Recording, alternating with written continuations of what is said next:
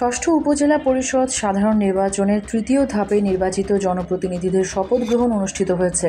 শনিবার সকালে সিলেটের কমিশনার কার্যালয়ের সম্মেলন কক্ষে নির্বাচিত চেয়ারম্যান, ভাইস চেয়ারম্যান ও মহিলা ভাইস চেয়ারম্যানগণের এই শপথ গ্রহণ অনুষ্ঠিত হয়।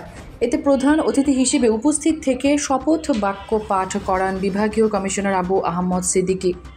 বিয়ানীবাজার উপজেলা পরিষদ থেকে শপথ গ্রহণ করেন নবনির্বাচিত চেয়ারম্যান আবুল কাশেম পল্লব, ভাইস চেয়ারম্যান মাওলানা আবদুল্লাহ আল মামুন খান, মহিলা ভাইস চেয়ারম্যান জেসমিন নাহার। দেশের সার্বিক অগ্রযাত্রায় নারী উদ্যোক্তাদের অবদান খুবই গুরুত্বপূর্ণ। তবে নানা কারণে সেই নারী উদ্যোক্তারা থেকে যান নেপথ্যের পেছনের গল্পে। আর তাই প্রান্তিক পর্যায়ের ক্ষুদ্র ও মাঝারি নারী উদ্যোক্তাদের সার্বিক উন্নয়ন, তাদের উৎপাদিত ও তৈরি পণ্যের বিকাশ ঘটাতে বিয়ানীবাজারে যাত্রা শুরু করেছে তাঁত, হস্ত, বস্ত্র ও কুটির শিল্প উদ্যোক্তা মেলা।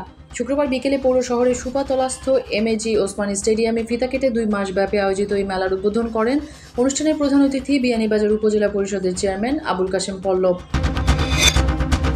সংগঠনের শৃঙ্খলা ও মর্যাদা পরিপন্থী এবং অপরাধমূলক কর্মকাণ্ডে জড়িত থাকার দায়ে বিয়ানীবাজারের ছাত্রলীগের 2টি ইউনিটের কমিটি বাতিল করা হয়েছে। বিলুপ্ত হওয়া 2টি ইউনিট হচ্ছে বিয়ানীবাজার উপজেলা ও পৌর শাখা। শুক্রবার সন্ধ্যায় কেন্দ্রীয় ছাত্রলীগের সভাপতি সাদ্দাম হোসেন এবং সাধারণ সম্পাদক শেখ ইনান ওয়ালি আসিফ ইনান স্বাক্ষরিত এক প্রেস বিজ্ঞপ্তি সোশ্যাল মিডিয়ার বরাতে এই তথ্য জানানো হয়।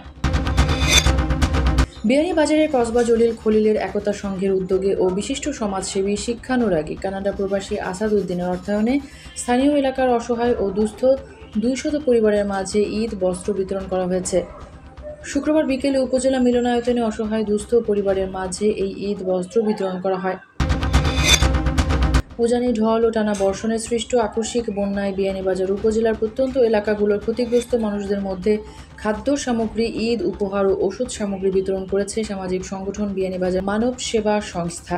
ইউনাইটেড বিয়ানীবাজার ইউকের সহযোগিতায় গত বুধ ও শুক্রবার দিনভর উপজেলার চাতলপাড়, দিঘলবাগ ও বিবিরাই কালায়েম গ্রামের মানুষদের মাঝে সহায়তা সামগ্রী বিতরণের পাশাপাশি সচেতনতামূলক লিফলেট বিতরণ করেন সংস্থার দায়িত্বশীলরা।